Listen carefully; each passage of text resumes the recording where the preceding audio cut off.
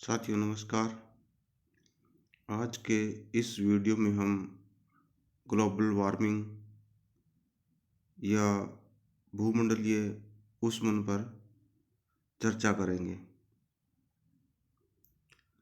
औद्योगिक क्रांति के बाद विश्व में जीवाश्म ईंधनों जैसे पेट्रोल, डीजल, कोयला आदि के उपभोग में तेजी से वृद्धि हुई है और जिसके परिणाम स्वरूप वायुमंडल में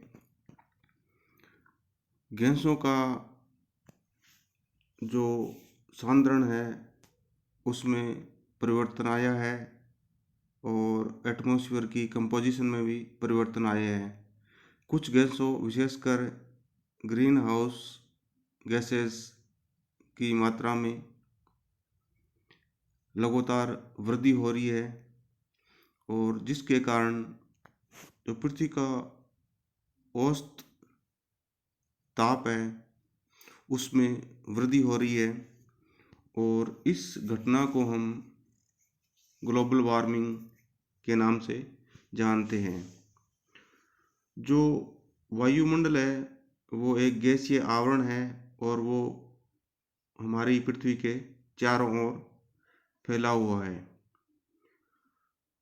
वायुमंडल है वो विभिन्न गैसों का यांत्रिक मिश्रण है और इसमें विभिन्न गैसें निश्चित अनुपात में पाई जाती है। नाइट्रोजन है वो 78.09% है, ऑक्सीजन है वो 20.95% है, आर्गन गैस है वो 0.93% है, कार्बन डाइऑक्साइड गैस है वो 0.03% है और इसके अलावा neon, krypton, helium, hydrogen, xenon, ozone आदि ट्रेस गैसेस भी एटमॉस्फेयर में पाई जाती है। अब ग्लोबल वार्मिंग क्या है या ग्लोबल वार्मिंग किसे कहते हैं? तो ग्लोबल वार्मिंग का मुख्य कारण ग्रीन हाउस गैसेस है और जिसके कारण ग्रीन हाउस इफेक्ट की परिघटना होती है और जिसके परिणाम स्वरूप पृथ्वी के वायुमंडल में ताप निरंतर बढ़ता जा रहा है।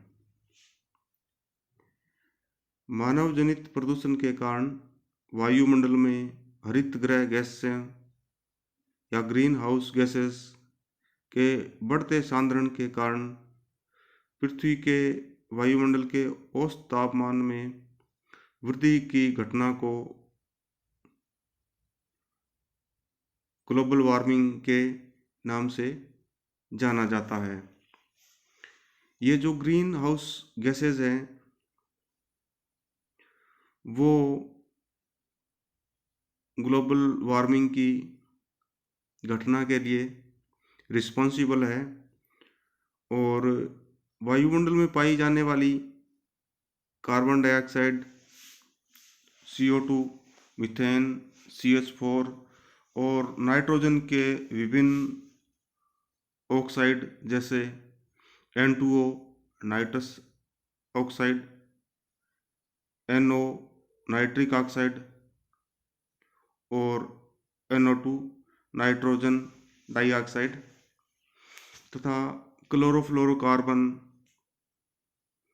आदि गैसेस को हरित गृह गैस या ग्रीन हाउस गैसेस कहते हैं। हरित गृह गैस वायुमंडल में कंबल का कार्य करती है। ग्रीन हाउस गैसेज है वो सूरज से आने वाले सोलर रेडिएशन को निर्बाध रूप से गुजरने देती है, जबकि धरती से निकलने वाले पार्थिव रेडिएशन को कुछ मात्रा में अवशोषित कर लेती है और जिसके परिणाम स्वरूप से पृथ्वी के वायुमंडल का तापमान बढ़ जाता है। इस घटना को हरित गृह प्रभाव कहते हैं। और हरित गृह प्रभाव ही पृथ्वी के वायुमंडल का औसत तापमान बढ़ा रहा है, जिसे ग्लोबल वार्मिंग के नाम से जाना जाता है। सोलर रेडिएशन पृथ्वी को मिलने वाला सूर्य ऊर्जा है, जो शॉर्ट वेव या लघु तरंगों के रूप में पृथ्वी को मिलती है। और इसकी जो तरंग दैर्घ्य होती है वो 0.48 माइक्रोमीटर है। और पृथ्वी से जो निकलने वाला रेडिएशन है, या जो पृथ्वी से ऊष्मा निकलती है, और जिसके कारण पृथ्वी का जो ऊष्मा बजट है वो बैलेंस रहता है। पृथ्वी से निकलने वाले विकिरण को हम पार्थिव विकिरण या टेरेस्ट्रियल रेडिएशन कहते हैं। और ये लॉन्ग वेव या दीर्घ तरंगों के रूप में होता है। और इसकी जो वेवलेंथ होती है या तरंग दैर्घ्य होती है वो 10 माइक्रोमीटर होती है। और जो ग्रीन हाउसेस गैसें होती है, वो जो पार्थिव विकिरण होती है जो कि पृथ्वी से निकलता है, उसको कुछ मात्रा में अवशोषित कर लेती है, जिसके परिणाम स्वरूप पृथ्वी के वायुमंडल का ताप बढ़ जाता है। और इसे ही ग्लोबल वार्मिंग कहा जाता है। अब जो ग्रीन हाउसेस गैसें हैं, उनका ग्लोबल वार्मिंग में क्या रोल है? कार्बन डाइऑक्साइड का ग्लोबल वार्मिंग में क्या रोल है, इस पर हम चर्चा करेंगे। कार्बन डाइऑक्साइड गैस की जो कंसंट्रेशन है या जो सांद्रण है, उसका बढ़ना ही चिंता का विषय है। और वायुमंडल में इसके सांद्रण को हम ppm या पार्ट पर मिलियन में नापते हैं। और औद्योगिकरण के कारण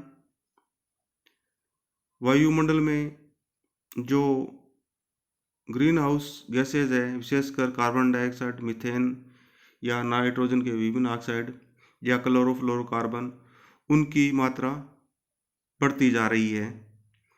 और इनकी बढ़ती हुई मात्रा के कारण ग्रीन हाउस इफेक्ट है, उसकी परिघटना हो रही है।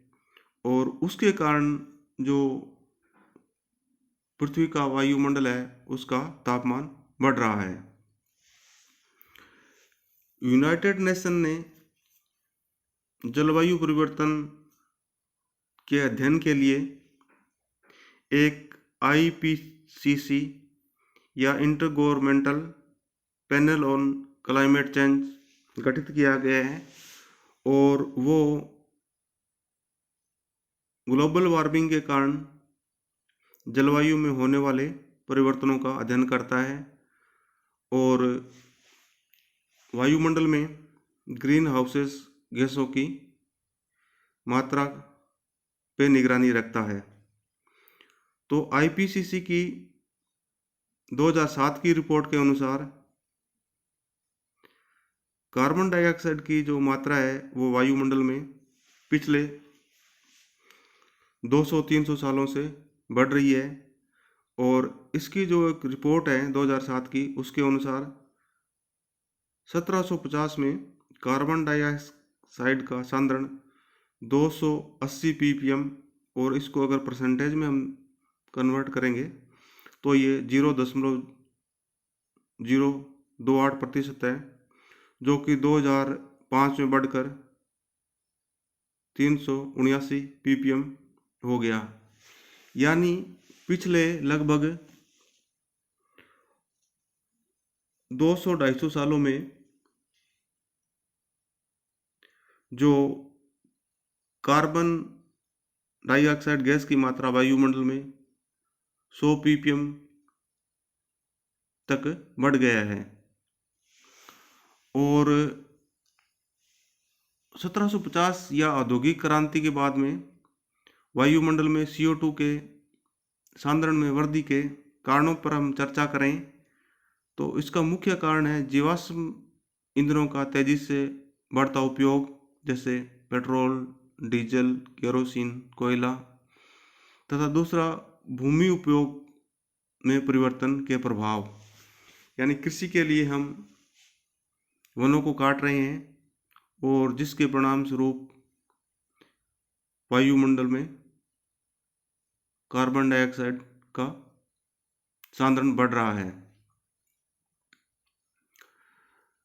आईपीसीसी 2007 की रिपोर्ट के अनुसार सन 1750 से वायुमंडल में CO2 के सांद्रण में वृद्धि के स्रोतों में जीवाश्म ईंधनों का योगदान लगभग 2/3 रहा है, जबकि शेष 1/3 भाग की वृद्धि वो भूमि उपयोग में परिवर्तन द्वारा हुई है।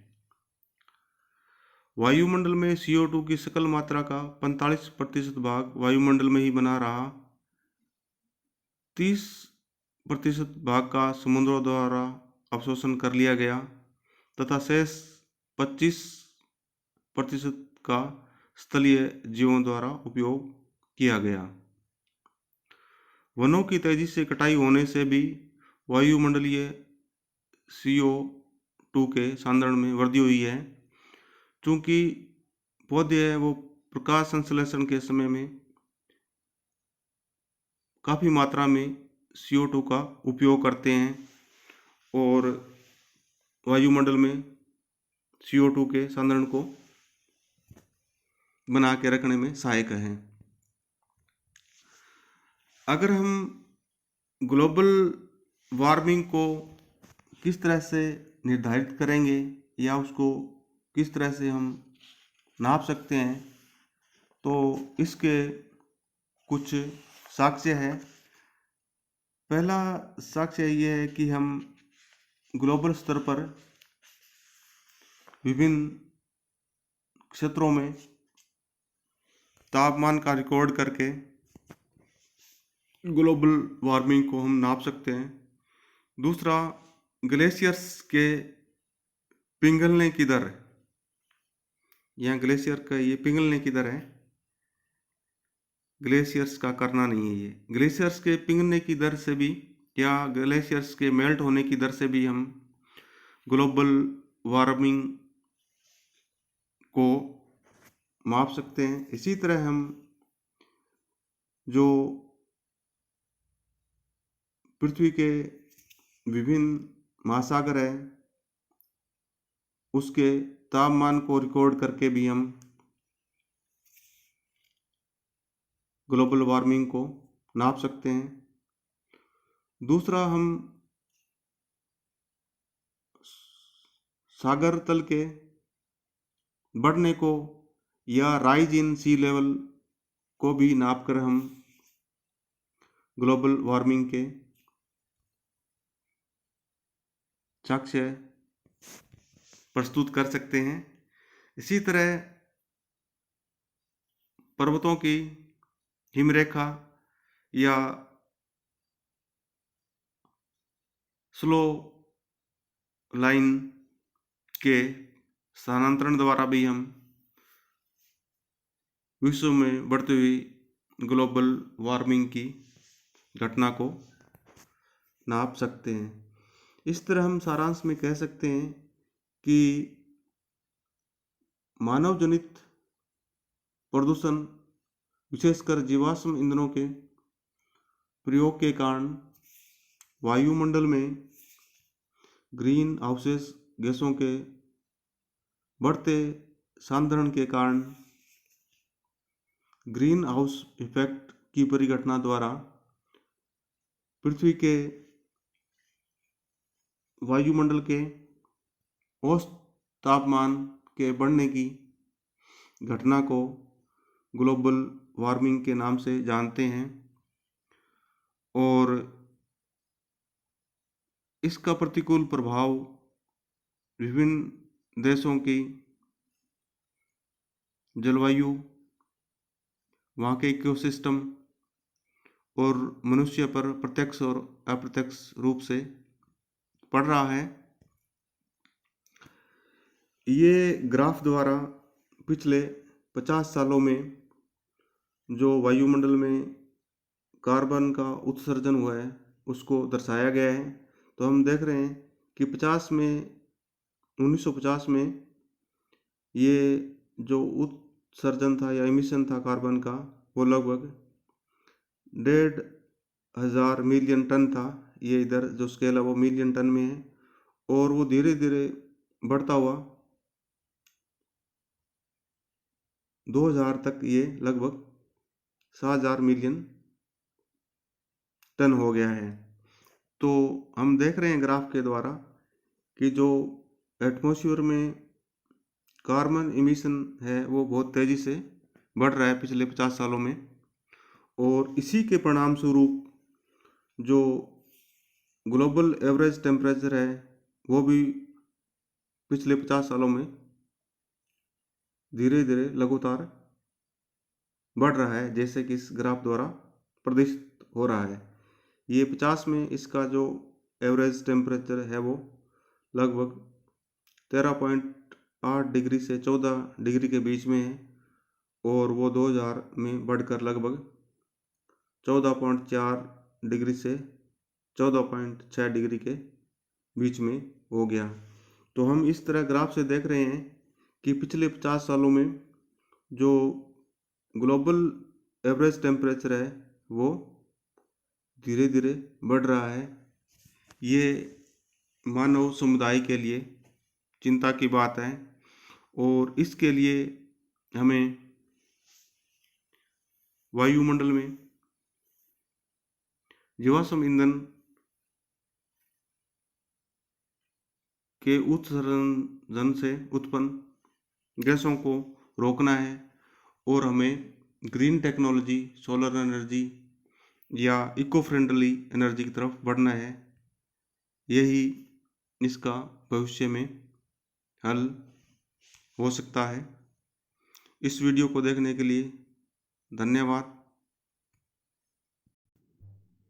इस वीडियो को अन्य छात्रों में भी शेयर करें ताकि वो भी इससे लाभान्वित हो सकें। और ग्लोबल वार्मिंग का क्वेश्चन परीक्षा में प्राय पूछा जाता है, तो ये आपके लिए एग्ज़ाम की दृष्टि से भी महत्वपूर्ण साबित होगा। धन्यवाद।